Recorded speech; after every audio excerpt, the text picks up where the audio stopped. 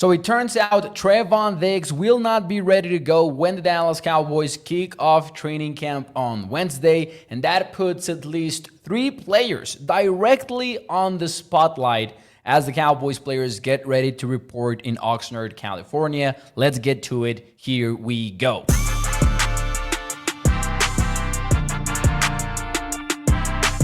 What is up, everyone, and welcome into A to Z Sports Dallas Primetime. I am your host, Mauricio Rodriguez, streaming with you live every Sunday and Thursday night at 8 p.m. Central, and catching up with you guys in between Monday, Tuesday, and Wednesday with short, quick-hitting videos such as this one. And in this occasion, we are going to talk cornerbacks, because it turns out, as expected, that Trevon Diggs will begin the season, at least according to the Dallas Morning News, on the PUP list, the physically unable to perform list. The Cowboys can activate him at pretty much any time. As soon as he passes his physical, they could get him ready to go, but they clearly don't want to yet. They're playing the long game when it comes to Trevon Diggs. He's a player they already paid, and he's a player rehabbing from ACL injury, a particular injury that the Cowboys have had some trouble in recent years, because they had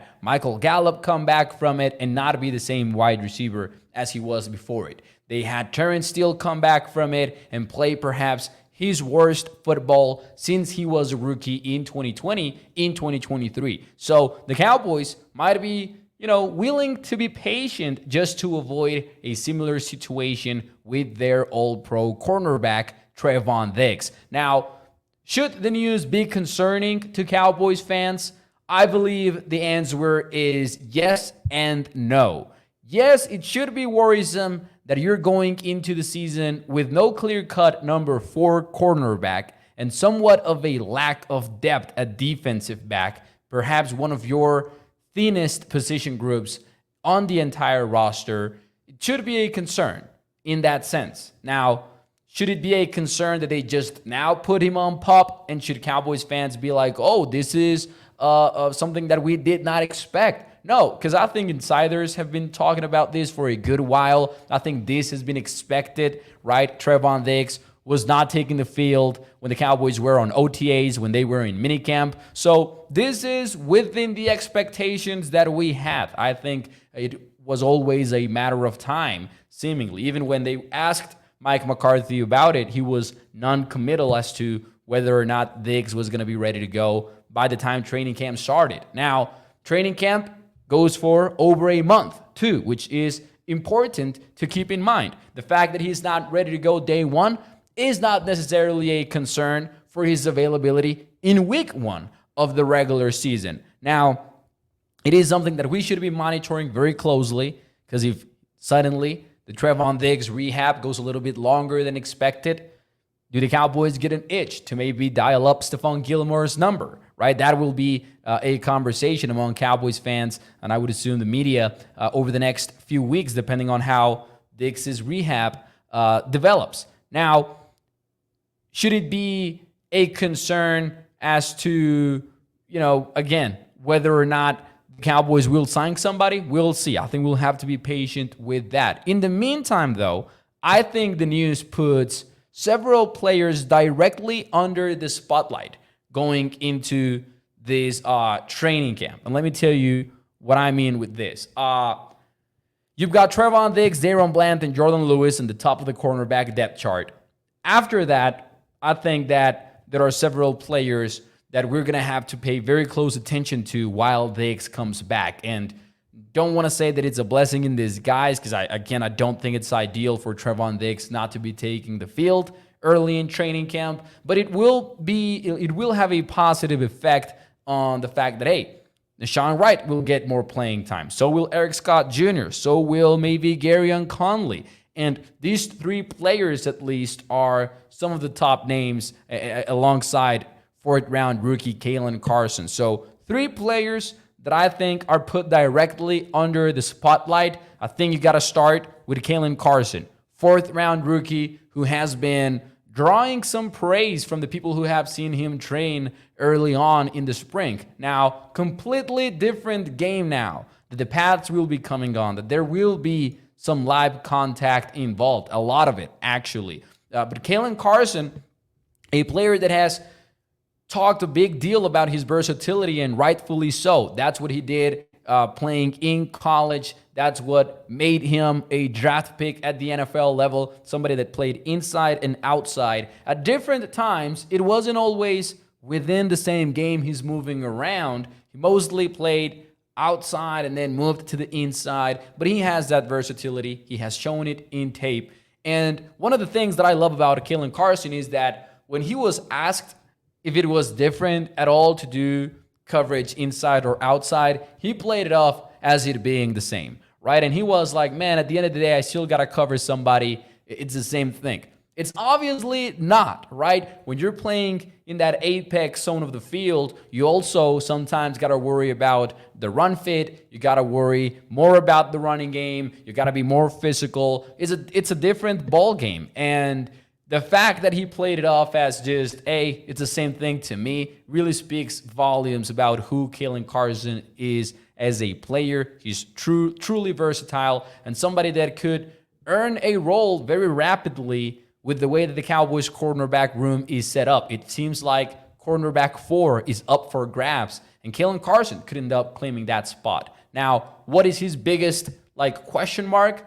Probably his speed, his game speed. That could get him killed on an NFL football field if it ends up being an issue. Can he prove that he's ready for it? Can he prove that he's ready for Sunday-type speed? We'll see in training camp. And seems like he might get a lot of looks, even though, you would think of him as a nickel-type cornerback. He might get some opportunities to show off on the outside, which really intrigues me a whole lot. Now, there's this guy that I've been talking about all offseason, and there's only so much you can say about a player you don't know a lot about.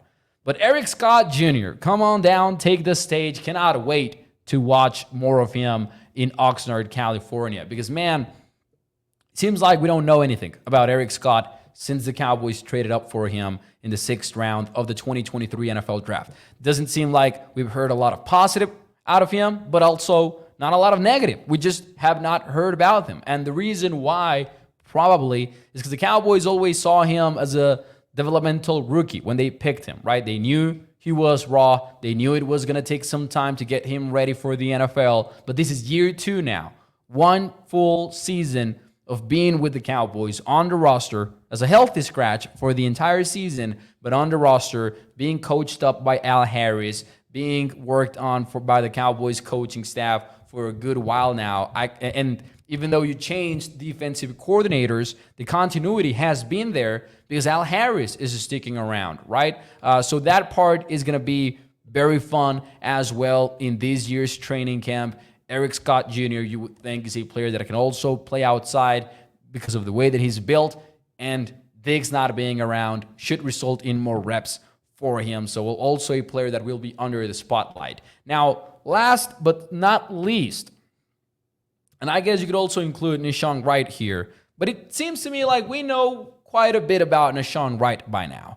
Maybe there's something more that he's going to be able to prove in 2024, but it seems like we know who Nahshon Wright is by now. I'm more intrigued about Gareon Conley, so he's going to make my list over Wright. Now, you can see Conley's at the bottom of my depth chart here, but that's only because the Cowboys only recently signed him out of the UFL, former first-round NFL draft pick in 2017, had some troubles off the field, but also had a lot of injuries in his pro career, ends up away from the NFL after a nasty injury that he was carted off of the field from on primetime television, and then goes to the UFL, shows out on the UFL, ends up signing with the Cowboys. He's a tricky player because he's not young and he has not played in the NFL since 2019, which is a long time, but also former first-round draft pick. And somebody that actually took the field and played for at least a few years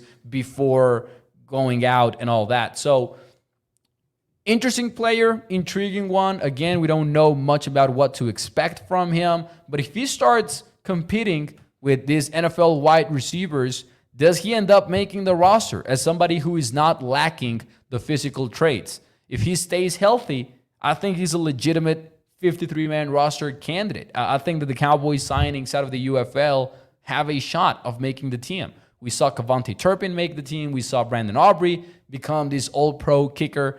We might see Willie Harvey at linebacker earn a role as well. Could it be that the Cowboys also get a comeback story in Gareon Conley? We will find out. But this position is going to be fun to watch in training camp. And even though it sucks that Trevon Diggs is not ready to go day one, and we wish he was ready to go, it's still going to be fun to see these players make the most out of the opportunities that will present themselves. Let me know in the comments, who are you the most excited to watch at cornerback in 2024 training camp? Let me know in the comments. I'll make sure to tap in later in the night and see what you guys had to say. Thank you so much for tuning in. Hit the like button for me, and I will see you mañana. Thank you so much. Bye-bye.